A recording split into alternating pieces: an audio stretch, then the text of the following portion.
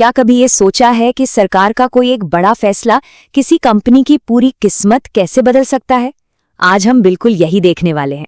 समझेंगे कि कैसे भारत का बढ़ता हुआ डिफेंस बजट एक बड़ी कंपनी के ग्रोथ की कहानी लिख रहा है।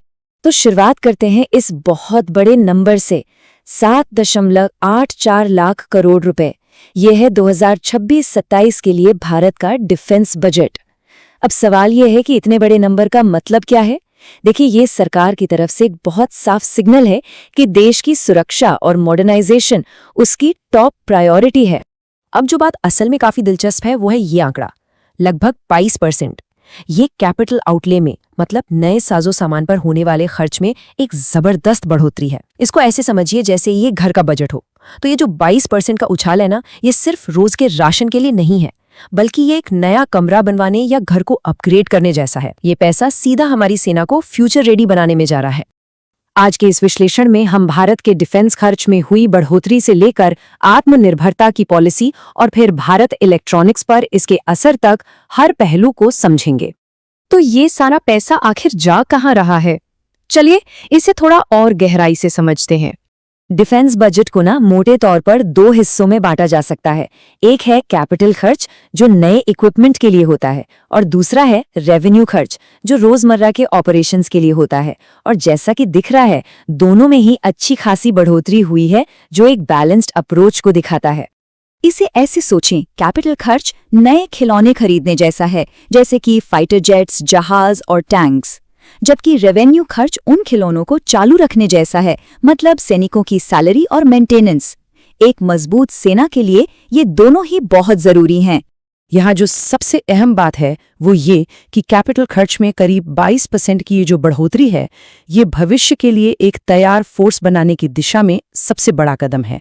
ये पैसा सीधे सीधे हमारी मिलिट्री की क्षमताओं को बढ़ाने में इन्वेस्ट किया जा रहा है। अब सवाल उठता है कि इस बढ़े हुए बजट के पीछे की सोच क्या है? ये सिर्फ पैसे खर्च करने की बात नहीं है, बल्कि एक बड़ी स्ट्रेटेजिक सोच का हिस्सा है। और वो सोच है आत्मनिर्भरता। इसका सीधा सा मतलब है कि भारत अब अपने डिफेंस इक्विपमेंट के लिए दूसरे देशों पर निर्भर नहीं रहना चाहता। वो अपने ही देश में वर्ल्ड क्लास टेक्नोलॉजी बनाना चाहता है। और ये सिर्फ एक नारा नहीं है। एक्सपर्ट पवन खट्टर के मुताबिक देश में डिफेंस प्रोडक्शन में जो जबरदस्त बढ़ोतरी हुई है, वो ये साबित करती है कि भारत अपनी घरेलू कंपनियों की क्षमताओं पर भरोसा कर रहा है और उन्हें मजबूत भी बना रहा है। तो इस बड़ी नेशनल कहानी का हीरो कौन है? चलिए मिलते हैं भारत इलेक्ट्रॉनिक्स लिमिटेड यानी BEL से। BEL भारत की सबसे अहम डिफेंस कंपनियों में से एक है। ये देश की सेना के लिए हाई-टेक इलेक्ट्रॉनिक सिस्टम्स बनाने में माहिर है। रडार से लेकर मिसाइल सिस्टम तक, BEL आज के दौर के लगभग हर मॉडर्न डिफेंस प्लेटफॉर्म का एक जरूरी हिस्सा है, जो इसे आत्मनिर्भर भारत मिशन के सेंटर में रखता है। चलिए अब उस पॉइंट पर आते हैं जहां सरकारी पॉलिसी और कंपनी की परफॉर्मेंस सीधे सीधे मिलते हैं। अब हम देखेंगे कि ये बढ़ा हुआ डिफेंस खर्च BEL के लिए असल ऑर्डर्स में कैसे बदल रहा है। जरा इस नंबर को देखिए। सितंबर 2025 तक BEL के पास 74,000 करोड़ रुपए से भी ज्यादा के ऑर्डर थे। ये सिर्फ एक नंबर नहीं है, ये आने वाले कई सालों के लिए काम की गारंटी है। इस आंकड़े की अहमियत को समझने के लिए बस ये सोचिए कि ये कंपनी की सालाना कमाई का 3 गुना है। 3 गुना! ये कुछ ऐसा है जैसे किसी रेस्टोरेंट के पास अगले 3 साल की सारी बुकिंग पहले से ही हो और पेमेंट भी आ चुका हो। मतलब ये किसी भी कंपनी के लिए एक अविश्वसनीय रूप से मजबूत पोजीशन है। और हाँ, ये कोई एक बार की बात नहीं है। BEL की ऑर्डर बुक लगातार बढ़ रही है, जो सीधे सीधे सरकार के डिफेंस मॉडर्नाइजेशन पर बढ़ते खर्च से जुड़ी हुई है। और भविष्य भी काफी अच्छा दिख रहा है। अकेले QRSM मिसाइल सिस्टम का एक ऑर्डर ही लगभग 30,000 करोड़ रुपए का हो सकता है। ये दिखाता है कि ग्रोथ की ये रफ्तार अभी धीमी नहीं पड़ने वाली। तो इन सब ऑर्डर्स का कंपनी की फाइनेंशियल हेल्थ पर क्या असर पड़ने की उम्मीद है? आइए एक नजर डालते हैं कि एनालिस्ट्स भविष्य के बारे में क्या अंदाजा लगा रहे हैं। जैसा कि हम देख सकते हैं, आने वाले सालों में रेवेन्यू, ऑपरेटिंग प्रॉफिट यानी EBITDA और नेट प्रॉफिट, इन सब में लगातार और मजबूत ग्रोथ का अनुमान है।